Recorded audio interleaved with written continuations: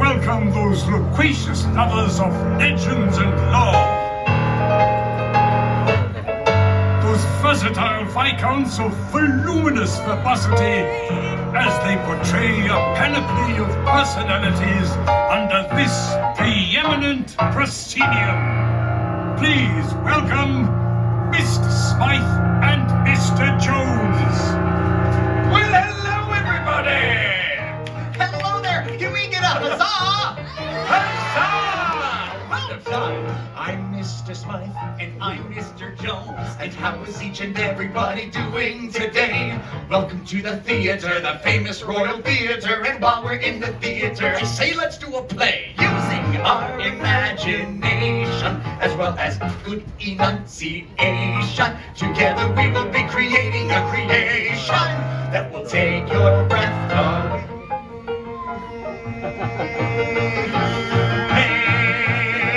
For all the world, it's a stage, my friend. Attend and hark if you've an ear to lend. We're gonna tell a tale of once upon a time at the start, and there's a happily ever after at the end. Say, Mr. Smythe. Yes, Mr. Jones. What story shall we players play today? Today we shall render upon these boards an adventure most hair-raising. Well said, Mr. Smythe. Thank you. For today we tell the timeless tale of Tangled! It's a very special tale of a very special girl. She's full of hopes and dreams, a little something like you. And if she puts some work into it, makes her mind up to pursue it, she can make her wish come true. It may be awfully hard to do, but with imagination, some courage and determination, if she can conquer all her fears and trepidation, well then she just might make it through. For all the world is a stage, my friend. Attend and heart if you've an ear to lend. And here's one thing on which you can depend. We're gonna make a little magic if you all do your part. We will create a little chronicle of courage and heart. We're gonna tell a tale of once upon a time at the start, and there's a happily ever after at the end. Happily ever after at the end. Thank you very much. Welcome to the Royal Theater. To help us tell our story today, we have two special guests. Two special guests? Oh, yes. Who's on first? A young lady with golden locks. Oh, Goldilocks and her 3 dancing bears! No, we don't have 3 dancing bears. Only 2? No. Just 1? No, there are no dancing bears. Presenting Goldilocks and no dancing bears! Now listen, wait a maybe minute. they could be the dancing bears. There's a papa and a mama and there's a baby. There's 2 babies. No, there are no dancing bears and there's no Goldilocks. But you said a young lady with golden locks. Yes, Rapunzel. Rapunzel doesn't have any dancing bears. Oh, she's the first guest. Our first guest. Yes. Who's on second? That is the question. Oh, I can hardly wait. Lords and ladies, please give a warm welcome to our first royal visitor, the one, The only, the one and only, Rapunzel! Huzzah!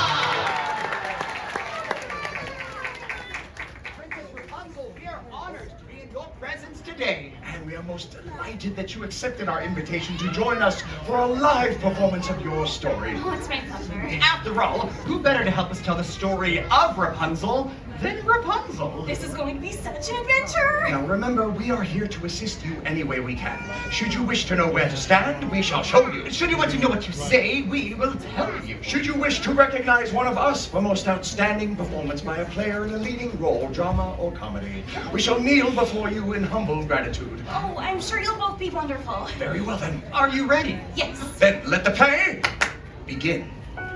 Once upon a time, there was a radiant young lady named Rapunzel. Who lived at the top of a tall, tall tower.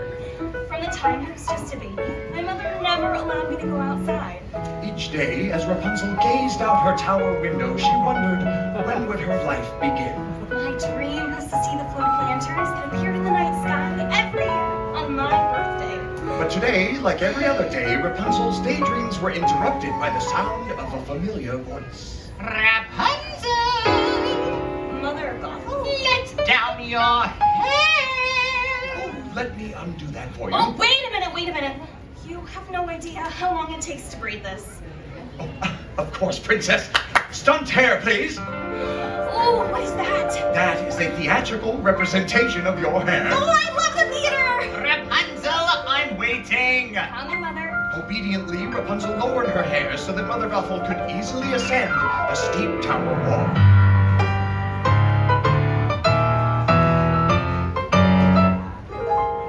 Apple theory. Oh, thank you. It should be noted by all in attendance that Mother Gothel was not Rapunzel's real mother. That's right. I was kidnapped by Mother Gothel when I was just a baby. And why was Rapunzel kidnapped? Oh, Mr. Jones! because of her magic hair. Yes, which keeps Mother Gothel. The fairest of them all. Hey! Rapunzel. Oh, it says Rapunzel. Mummy's feeling a bit run down. Why don't you let me brush your hair while Mr. Smythe sings your magic song? Flower gleam Whenever you and sing the glow, magic song, let my your hair began to eyes shimmer and glow. make the And when it glowed, it kept Mother Gothel young. Bring back the Special soft healing power. As Gothel brushed the enchanted hair, the years melted away. Like sands through the hourglass, thus were the days of our lives. Thank you, my dear. Oh, Princess. thank you, my dear. Now get me my mirror. Oh, do you know what I see? I see a strong, confident, beautiful young lady. Oh, look, you're here too. Realizing this might be her last opportunity, Rapunzel summoned up the courage to ask, Mother, I was wondering, since it is my birthday tomorrow, would you please take me to see the floating lanterns? It's my only birthday wish. Absolutely not, Rapunzel. Oh, sorry. Samuel, flower gleam, glow, let your power shine, make the clock reverse, bring back Rapunzel's mind. Ta-da! I told you, the world is a dangerous place filled with ruffians and thugs, and that's why I keep you locked up here in this beautiful tower. Oh, sorry. Seriously, Sam? Flower glow, power shine, clock reverse, mind, poof! For your own safety, my dear, you will never, ever, ever, ever leave this tower, ever! Oh, come, trust me, Rapunzel. Mother knows best. Rapunzel was determined to see the floating lanterns, so she did what any imprisoned 18-year-old girl would do. She packed up a frying pan and headed for the window. Looking down, Rapunzel spotted a young man climbing the tower. A stranger! As the young man hauled himself up into her tower room, A hearty huzzah for Flynn Rider! Quickly, Rapunzel did what any imprisoned 18-year-old girl who had just knocked out a climbing stranger would do. After that, she went through his belongings, found a royal crown, and hid it. Now surely I can convince him to take me to see the floating lanterns. what Rapunzel didn't know was that the crown was stolen! Flynn was a wanted man. Look, Blondie, there is no way that I will ever take you to see the flow. Okay, I will take you to see the lanterns. Anything to get that crown back. And so Rapunzel let down her hair. And down the tower they climbed. Okay, well, this isn't weird. Climbing down hair. As they scaled down the stone wall, the stranger introduced himself as... Flynn Rider. And before Rapunzel could say, Holy hairbrush, Flynn! their feet were on the ground and they were off and running on their new adventure. I can't believe I did this! This is so fun! I just hope we don't run into any ruffians or thugs. Hoping to end this adventure as quickly as possible, And avoid being arrested by the royal guards, Flynn said. Hey, are you hungry? Because I know a great place for lunch. And thus he led the way to the snuggly duckling tavern. which, as it turns out, was filled with ruffians and thugs. Hello! Oh, you look at this bunch. This is a mean-looking bunch of ruffians and thugs. Look at that guy. Never trust anybody with a mustache, especially a milk mustache. And don't be fooled by that princess in disguise right there. I think I saw her on the kingdom's most wanted list. You know what? I think things would be so much easier if we just turn around and got you back home. What do you say, Blondie? Let's head on back to that tower and get that crown back, okay? Excuse me. Are you Flynn Rider? Do I look like Flynn Rider? What do you think? Does he look like Flynn Rider? Fair enough! Get it! Wait a minute! Give me back my stranger! I need him to take me to see the floating lanterns. It's my dream. Don't any of you have a dream? I had a dream once. I've got a dream. I've got a dream. See, I ain't as cruel and vicious as I seem.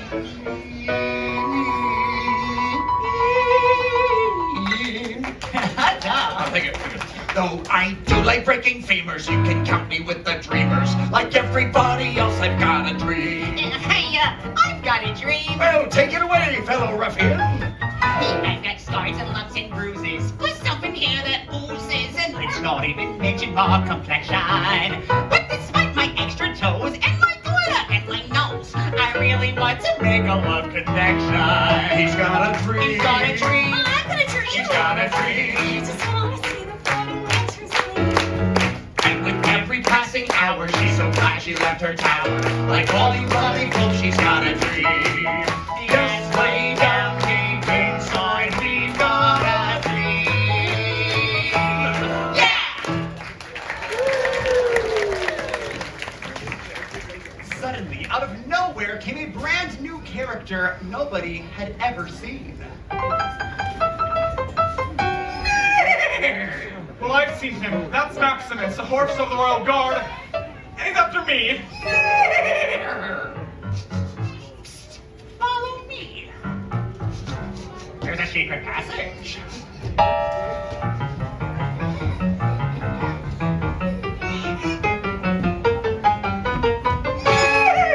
Run! They ran from Maximus through a twisting, turning cave. Until last he broke out into the sunlight only to realize Look out! We were standing on the edge of a precipitous cliff. A towering reservoir on one side. A deep chasm on the other.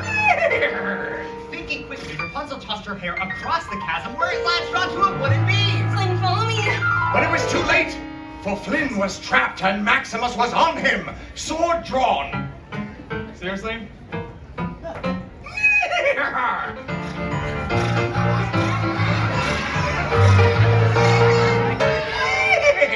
What? Sorry, I'm a little hoarse. With the Barbarian thrust, Maximus knocked the frying pan Out of Flynn's hand. That's not good. Flynn, catch. Got it. Thus, Flynn was able to follow Rapunzel to safety. Huzzah! However, their victory was short-lived, for Maximus kicked his hooves against the reservoir. Hoof chop, releasing a flood of water. Flynn and Rapunzel found themselves trapped in a cave, too dark to find their way out, with the water level rising. Never should have left the tower. This is all my fault, Flynn. Eugene. What? My real name is Eugene Fitzherbert. Someone might as well know. Well, I have magic hair that glows when I sing. What? I have magic hair that glows when I sing.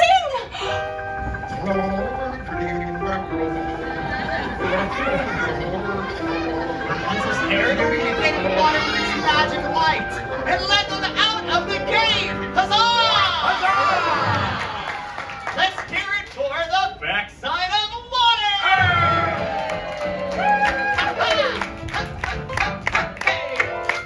Thank you. Huzzah! Once on dry land, Eugene kept his promise and took Rapunzel to see the floating lantern. Oh, wait a minute, wait a minute. Where's the boat? What boat? We were in a boat. He's right, we were definitely in a boat. We don't have a boat. But it was so romantic. You can't leave that part out.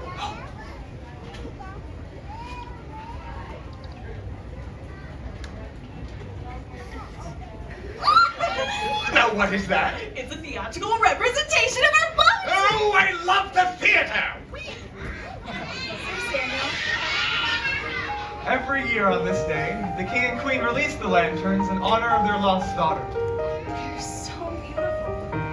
And as the sky filled with the lanterns' warm glow, I realized I was falling in love. and at last I see the light, and it's like the fog has lifted. And at last I see the light, and it's like the sky is blue, and it's warm and bright, and the sun shines. At once, everything is different. Now that I see you, now that I see you.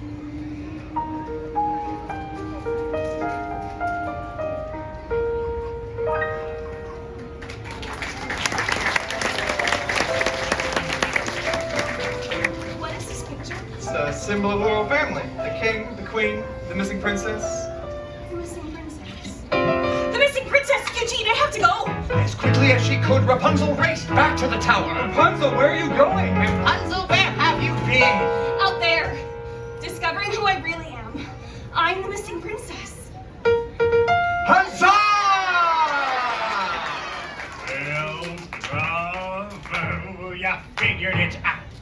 But you and your magic hair aren't going anywhere. You're staying right here and keeping me the fairest of them all. Hi! Rapunzel, Eugene! I discovered who you really are. And Eugene fell to the floor. He's dying! Well, that's the circle of life, my dear. Now come along. Oh, where are we going? Where nobody will ever find you again. But we can't let him die! We can't let him live and expose our secrets. Please, please, let me heal him and it'll go away with you forever. I promise. Knowing that Rapunzel never broke a promise, Mother Gothel agreed to allow her this final act of kindness. I can't let you do this. I can't let you die. But if you do this, you will die. And so, with his last bit of strength, Eugene grabbed Gothel's knife and cut Rapunzel's hair. What have you done? No, bring it back. I'll glue it back on. Bring it back. Bring it back. My own hair suddenly lost its magic. Causing Mother Gothel to wither into a shrieking old hag.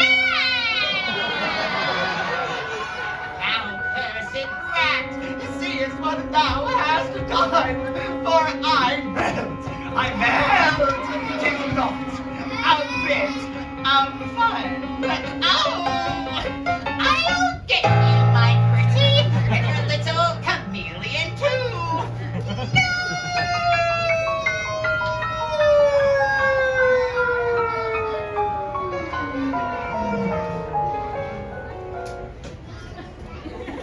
No! What a world! What a small world after all!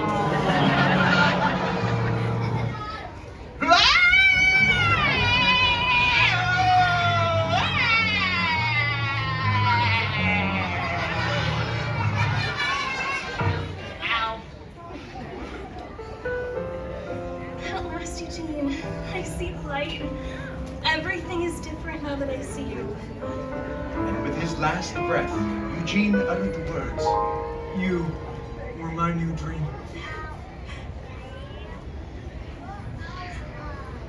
And you were not. Rapunzel was heartbroken. In finding her dream, she had lost true love, and all that remained was a single tear. That tear fell upon his cheek, and it began to glow.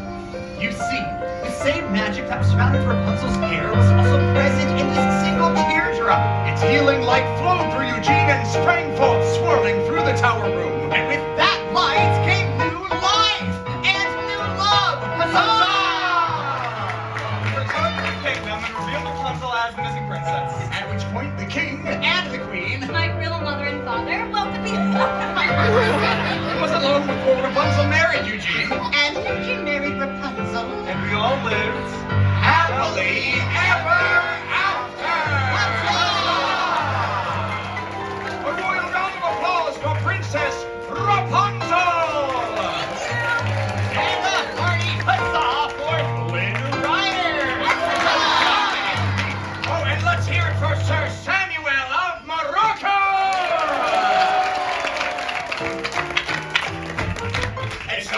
a little magic and you all did your part. Yes, we created us a chronicle of courage and heart. We told a fairy tale with once upon a time at the start, and had a happily ever after. Happily ever after.